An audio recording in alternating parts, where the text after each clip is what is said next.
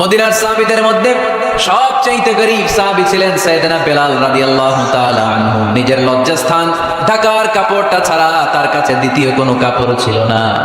সকালে যদি খাবার পেত, দুপুরে খাবার ছিল না, দুপুরে পেলে রাতের জন্য ছিল না, আজকে খাবার থাকলে কালকে নেই। মদিনার সবচেয়ে গরীব সাহাবী বেলাল রাদিয়াল্লাহু তাআলা আনহু, লজ্জাস্থান ঢাকার জন্য শুধু একটা জামা ছিল, গায়ে দেওয়ার মতো কোনো জামা নাই। এই সাহাবীর মতো গরীব কোনো সাহাবী মদিনার জমিনে নাই। এই বেলাল রাদিয়াল্লাহু তাআলা আনহুকে বিশ্বনবী ডেকে বললেন, ইয়া বেলাল আনফিক ইয়া বেলাল লা তাখশা মিন যিল আরশি ইকলালা। ও বেলাল, আল্লাহর রাস্তায় দান করো, কারণ আমার আল্লাহর ধনভাণ্ডারের কমতি নাই। সাইয়েদনা বেলাল রাদিয়াল্লাহু তাআলা আনহু সবচেয়ে গরীব। শুনতেছেন? বুঝতেছেন? সবচেয়ে গরীব।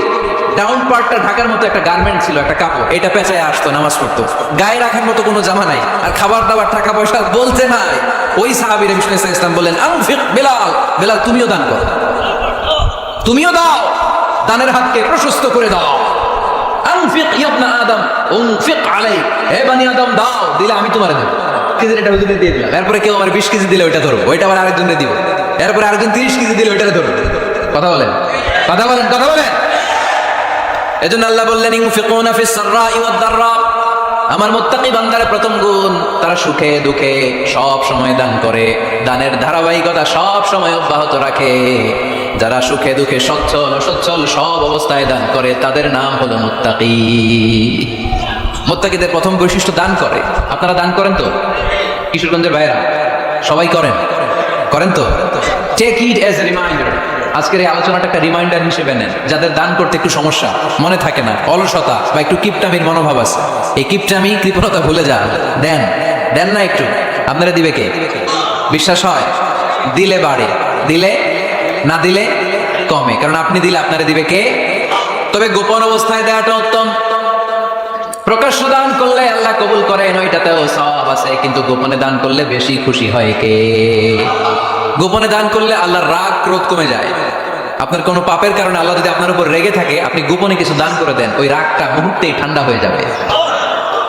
7 শ্রেণীর ব্যক্তিকে আল্লাহ তাআলা আরশের নিচে ছায়া দিবে কিয়ামতের দিন, যেদিন আকাশের সূর্যটা মাথার কাছে চলে আসবে, জমিনটা তামার জমিন হয়ে যাবে, তৃষ্ণায় মানুষের জিহ্বা বের হয়ে কুকুরের মতো নাভির সামনে ঝুলতে থাকবে।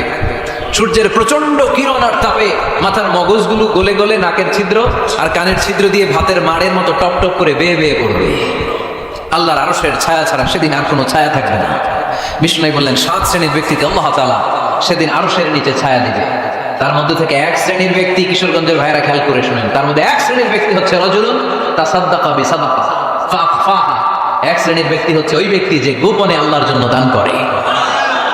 হাত্তা লা তা'লামু শিমালুহু মা তুনফিকু ইয়ামিনুহু, এমন গোপনে এসে আল্লাহর রাস্তায় দান করে দেয়, তার ডান হাত কি দান করেছে বাম হাত টের পায় না। ডান হাত কি দিল, বাম হাত দেখে নাই, অন্য মানুষ জানাতে দূরের কথা। এই গোপন দান আমার আল্লাহর কাছে খুব প্রিয়।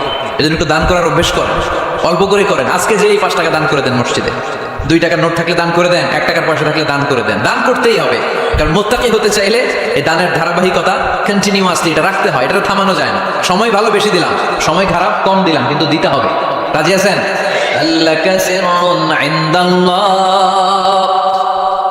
বাইনাকা আনতা ওয়া বাইনাল্লাহ, আল্লাকা সাদাকাতুন তাখফা লা ইয়ালামুহা ইল্লাল্লাহ, আল্লাকা সিররুন ইনদাল্লাহ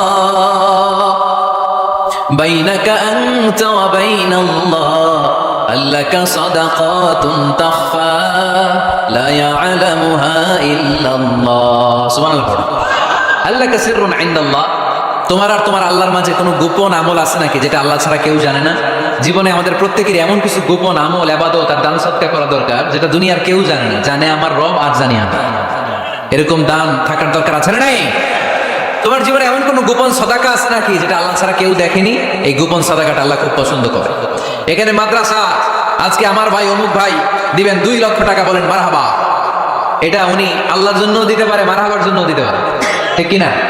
কিন্তু রাতের আধারে রাস্তার পাশ দিয়ে হেঁটে যাচ্ছেন, মসজিদের দান বাক্সটা লেখা, উপরে সাইনবোর্ডে লেখা মুক্ত হস্তে আল্লাহর ঘরের জন্য দান করুন। কেউ নাই, কাক পক্ষী নাই, রাত বাজে 2টা, হঠাৎ করে পকেট থেকে 1000 টাকার বা 100 টাকার কচকচে নোটটা আপনি দান করে দিলেন, ওই দানটা 1 কোটি টাকার দানের চেয়ে বড় দান। কারণ দুনিয়ার কেউ তখন দেখে নাই, দেখেছে কে? কেউ যেটা দেখে না সেটা দেখে কে? কেউ যেটা জানে না সেটা জানে কে? সবার চোখ ফাঁকি দেয়া গেলেও আমার আল্লাহর চোখ ফাঁকি দেয়া যায়? এজন্য দান করতে হবে একজনের খুশির জন্য, তিনি কে?